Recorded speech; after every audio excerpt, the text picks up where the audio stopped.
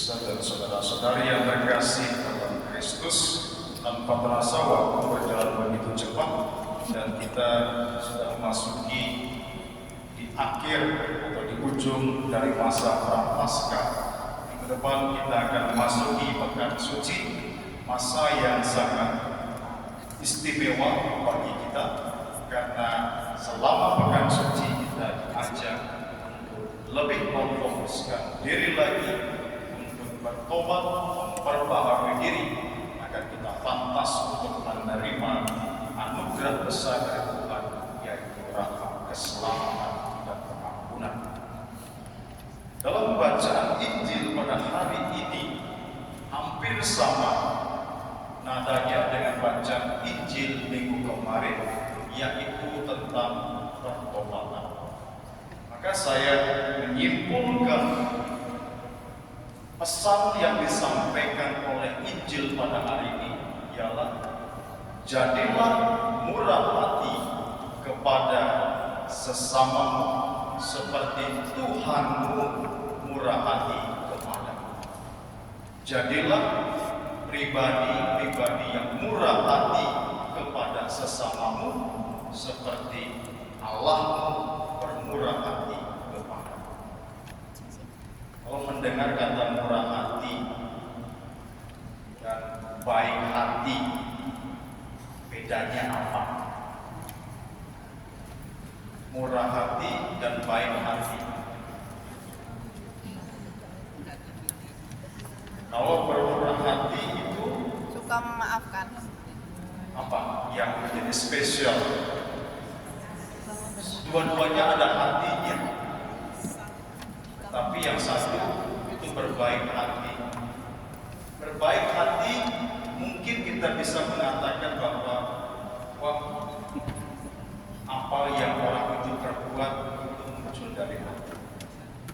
Atau berbaik hati bisa jadi karena merasa belas kasihan atau merasa kasihan kepada orang lain. Tetapi murah hati itu menjadi lebih besar lagi karena bukan hanya perkara kita memberi sesuatu, tetapi juga perkara kita bagaimana kita juga memberikan rahmat yang paling besar, yaitu pengampun. Murah hati bukan hanya sekedar saya mendapat hadiah, saya diberikan ini, diberikan itu, orang itu murah hati. Tetapi hadiah yang paling besar adalah pengampun. Pada bacaan Injil hari ini kita melihat bersama Yesus mengatakan kepada orang-orang Farisi, janganlah kamu menghakimi. Tapi Yesus tidak secara langsung mengatakan demikian, tetapi Yesus dalam kata-katanya mengatakan, barang siapa dari antara kamu tidak berdosa, silakan melemparkan batu kepada orang yang bersama.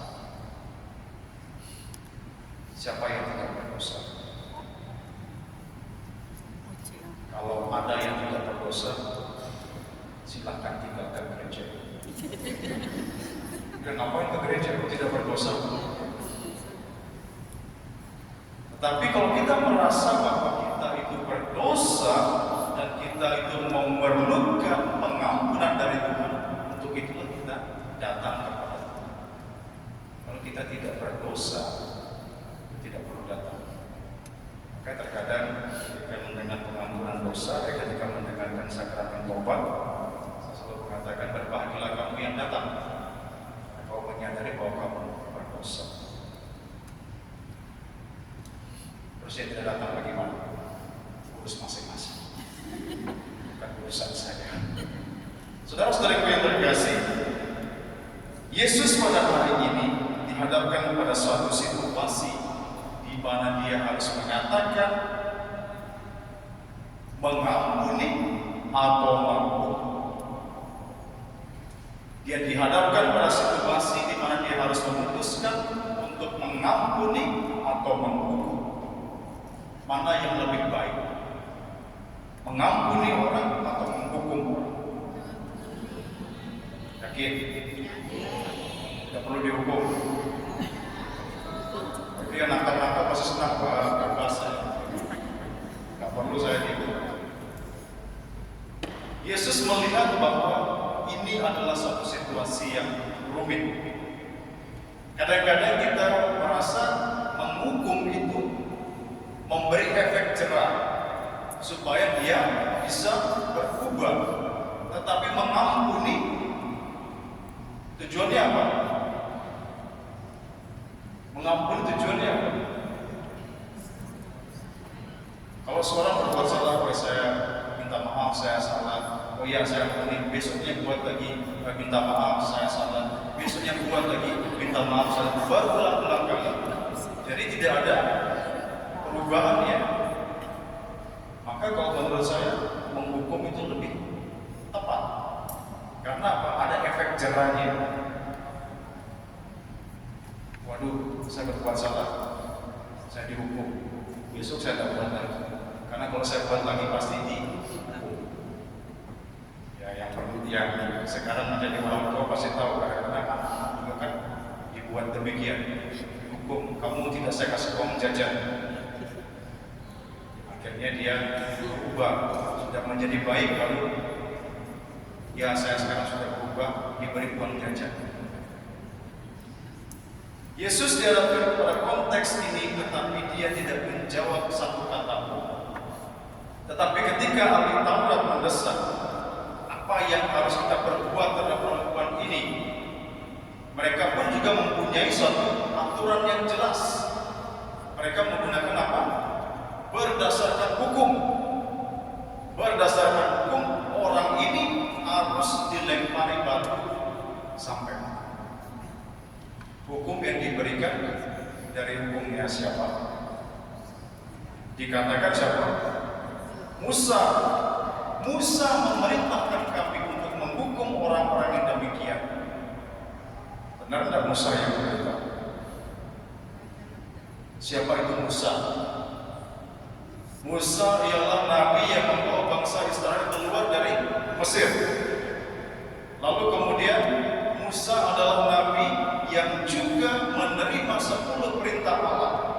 Dan Allah mengatakan, ajarkanlah dan beritahukanlah hukum-hukum ini kepada bangsa Israel. Dari 10 perintah Allah, perintah yang kelima itu bunyinya apa? Ini saya harus baptis ulang, hanya 7 orang hari ini. Jadi saya baptis ulang lagi semua. Perintah yang kelima bunyinya apa? Jangan membunuh. Jangan membunuh. Tapi mengapa Musa mengatakan lempari saja perempuan ini dengan batu sampai mati? Apakah ini juga bukan tindakan membunuh? Maka saya mengatakan orang Farisi ini pintar. Dia menggunakan Musa untuk berbohong. Jadi kadang-kadang berbohong itu ada tekniknya juga. Supaya dianggap benar, maka kita menggunakan apa? Kita menggunakan aturan atau menggunakan itu Tuhan yang bilang, atau mengatakan itu perintah gereja, atau mengatakan lagi itu Romo yang bilang. Saya tidak pernah buat aturan. Jadi menggunakan sesuatu untuk membenarkan diri bahwa apa yang mereka buat adalah benar menurut aturan dan Musa. Tetapi Allah tidak pernah memerintahkan kamu boleh. Maka Yesus tidak mengatakan satu kata. Tetapi mereka mendesak harus diputuskan menghukum atau mengampuni. Jawaban Yesus apa? Baik, silakan. Tetapi satu syarat, yang tidak berdosa, silakan. Artinya apa? Siapa yang tidak berdosa? Adakah yang tidak berdosa? Hanya Tuhan yang punya hak untuk menghukum, bukan manusia. Maka Yesus mengatakan, silakan barang siapa yang tidak berdosa, silakan melemparkan batu kepada Allah. Kalau dikatakan hukum itu benar, silakan lakukan, tetapi satu kondisi, harus orang yang tidak berdosa. Saudara-saudara terkasih, apa yang mau kita pelajari dari Injil hari ini? Pesan apa yang Tuhan ajarkan? Bagi kita sekarang lebih baik untuk mengampuni, jangan menghukum. Karena kita tidak punya hak untuk itu, kita masih berdosa.